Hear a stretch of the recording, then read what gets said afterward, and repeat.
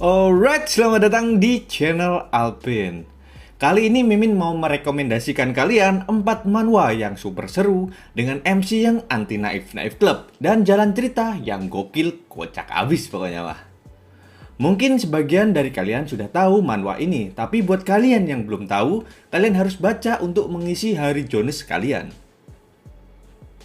Sebelum masuk ke pembahasan, kalian bisa bantu Mimin dengan klik tombol like, subscribe, dan nyalakan notifikasi loncengnya agar tidak ketinggalan cerita dan informasi menarik lainnya dari channel ini. Ya udah, nggak usah banyak itu lagi, kita langsung masuk ke nomor yang pertama. Sebelumnya Mimin mau ngurutin dari manhwa yang terbaru ya. Yang pertama ada manhwa dengan judul I'm Not That Kind of Talent. Manhwa ini masih tergolong cukup baru ya, karena sampai dibuatnya video ini, manhwa dengan judul I'm Not That Kind of Talent baru menyentuh chapter 45. Dalam manhwa ini, Dion Hart adalah MC sekaligus protagonis dan villain. Kenapa bisa gitu bang? Karena Dion Hart itu punya dua kubu dan dua sisi. Di dunia manusia, Dion Hart bekerja untuk kekaisaran dengan menjadi mata-mata di dalam dunia iblis. Sedangkan di dalam dunia iblis, Dion Hart adalah salah satu komandan iblis terhebat dengan sebutan Komandan Corps Zero. Dan Dion Hart adalah orang yang paling dipercayai oleh Raja Iblis. Dion Hart juga mempunyai dua kepribadian yang sangat bertentangan. Sejatinya tubuh Dion Hart ini amat sangat lemah. Kelelahan atau sedikit stres akan membuat Dion Hart ini batuk parah sampai berdarah-darah. Di sisi sebaliknya, saat Dion Hart ini tak sadarkan diri, tubuhnya diambil alih oleh kepribadian yang lain. Kepribadian itulah yang membuat Dion Hart ini dihormati dan ditakuti saat berada di dalam dunia iblis.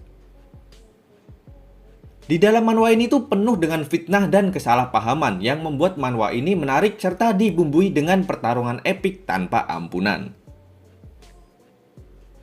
Saat di kekaisaran, Dion Hart ini punya status yang cukup tinggi ya.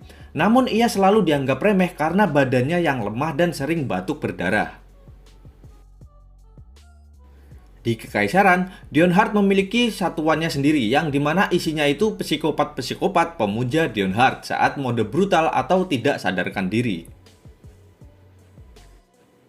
Dion Hart juga memiliki seorang kakak laki-laki. Entah bagaimana keduanya tidak akrab bahkan bersaing untuk suatu wilayah kampung halaman mereka. Untuk penilaian Mimin sih ini manhwa punya gambar yang sangat bagus, halus dan tidak dilebih-lebihkan. Untuk art atau penggambaran Mimin kasih nilai 9. Untuk jalan ceritanya sendiri Mimin kasih nilai 8 deh ya. Karena manhwanya masih tergolong baru, jadi inti-inti dari jalan ceritanya belum begitu bagus.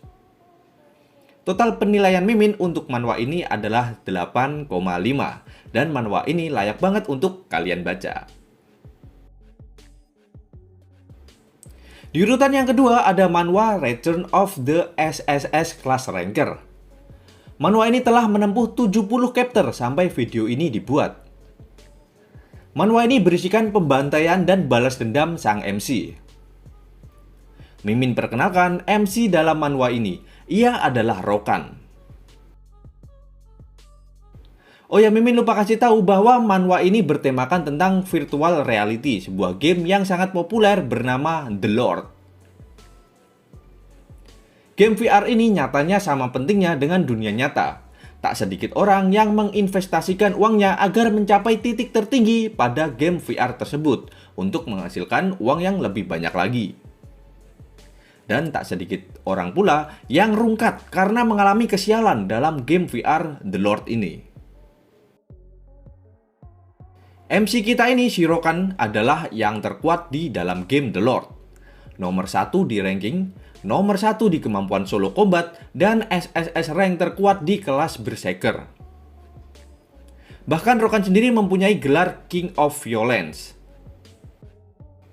Rokan adalah solo player yang menjadi puncak dari semua kekuatan di dalam The Lord. Rokan juga mempertaruhkan segalanya di dalam game The Lord untuk mencapai tujuannya dan mempertahankan gelarnya.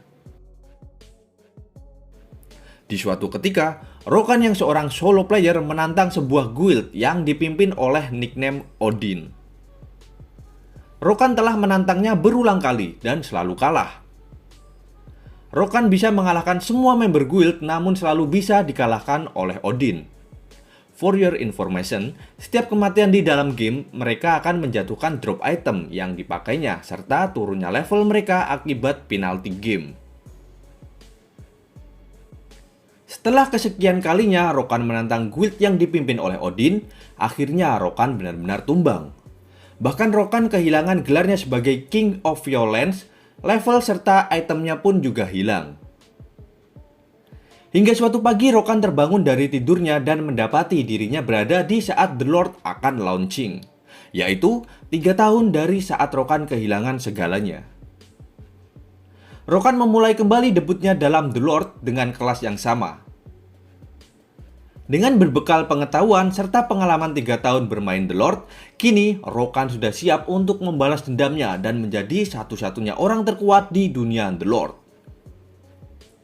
Meski berbekal pengalaman 3 tahun, nyatanya perjalanan Rokan tidak semudah itu. Banyak halangan dan rintangan yang perlu Rokan hadapi. Manhwa ini dijamin seru. Perjalanannya untuk membalaskan dendam kepada Odin itu penuh pembantaian. Sebagai MC, Rokan ini tidak ada kenaifan sedikit pun. Ia akan menghajar siapapun yang menghalangi jalannya tanpa ampun. Untuk penilaian Mimin ini sendiri, secara total Mimin kasih nilai 9 ya. Karena gambarnya yang bagus, story yang menarik, dan MC yang super badass. Jadi kalau kalian belum baca, mending buruan baca deh. Di urutan yang ketiga ada manhwa dengan judul The World's Best Engineer, atau dalam bahasa Indonesianya, Kuli Bangunan Terbaik, dengan moto Bersama Kuli Membangun Negeri. Manhwa ini cukup populer ya, bahkan gambar dari manhwa ini banyak juga dijadikan untuk memes, ya gitulah.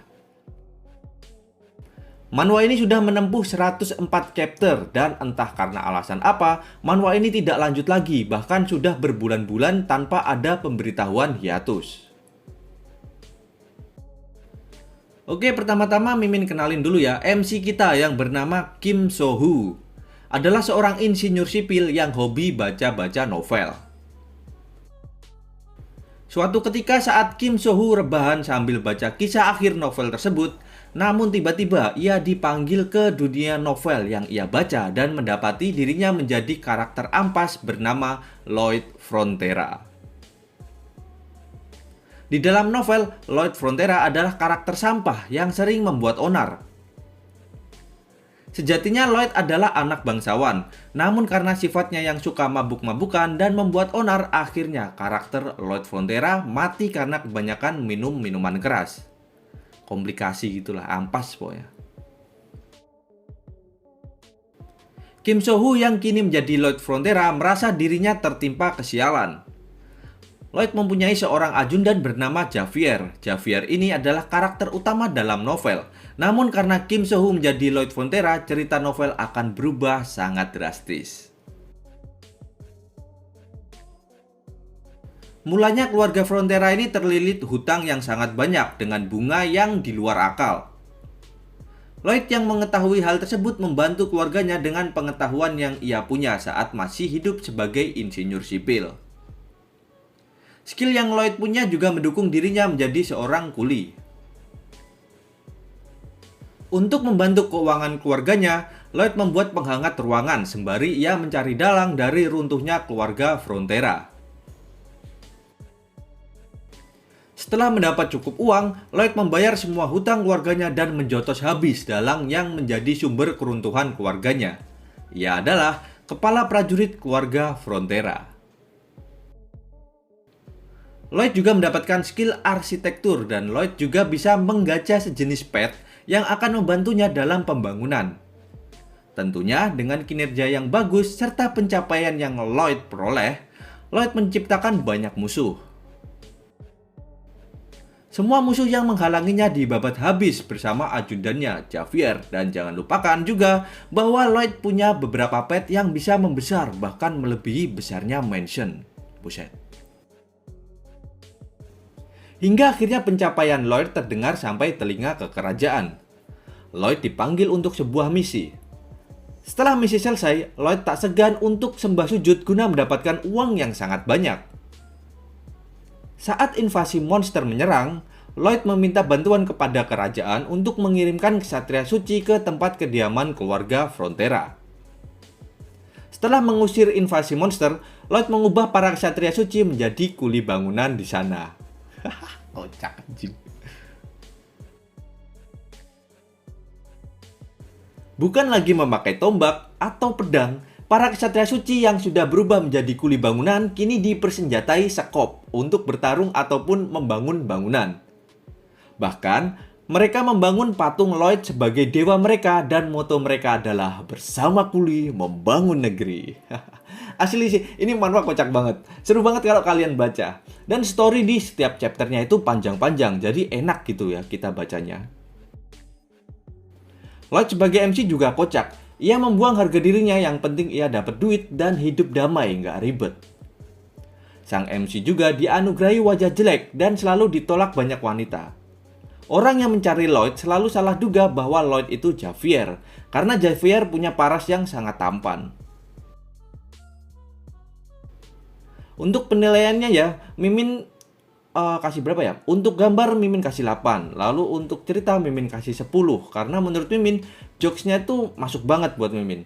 Tapi karena ekspresi-ekspresi tertentu yang digambarkan, Mimin bakal kasih nilai bonus. Jadi total nilai yang didapatkan dari The Best Word Engineer adalah 9,5.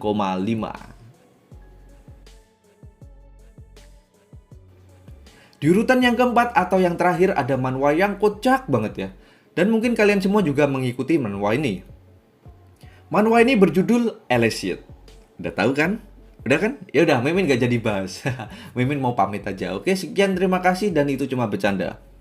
Manhwa ini awalnya dianggap remeh ya, karena isinya cuma kucing. Tapi manhwa ini telah menempuh lebih dari 250 chapter dengan rating hampir 9 cuy, buset. Mimin gak tahu ya MC manhwa ini sebenarnya siapa, karena ada dua tokoh utama yang selalu disorot. Yang pertama ada Seo Jiwo, gak ada Tejonya. Dan yang kedua ada Baginda Maharaja Kaiden sama. Sujud dulu kita. Ceritanya tuh seputar kucing ya cuy ya, cuman lucu banget asli dah. Dimulai dari kisah Kaiden yang sedang terluka karena dijebak dan dikepung oleh beberapa orang termasuk dari ranking 10 awaken terhebat di dunia. Setelah Kaiden terluka parah, Kaiden perlu menyembunyikan dirinya sambil memulihkan kekuatannya. Di perjalanan, ia melihat kucing oranye yang super gemuk lalu mengambil alih tubuhnya. Kini, Kaiden berubah menjadi buntalan kucing yang sangat lucu. Di balik kelucuannya, ini Kaiden solo squad juga diajar. Setelah masuk ke dalam tubuh kucing oranye, Kaiden sempat pingsan dan ditemukan oleh Seo Jiwo. Karena kejadian ini, mereka berdua menjalin hubungan guru dan murid. Awalnya Seo Jiwo tidak sadar bahwa ia adalah awaken. Namun karena hadirnya Kaiden, kehidupan Seo Jiwo berubah. Seo Jiwo malah jadi tukang gelut. Kocak. Kaiden ini adalah maniak petarung. Kaiden sendiri mempunyai julukan Kaiden Break.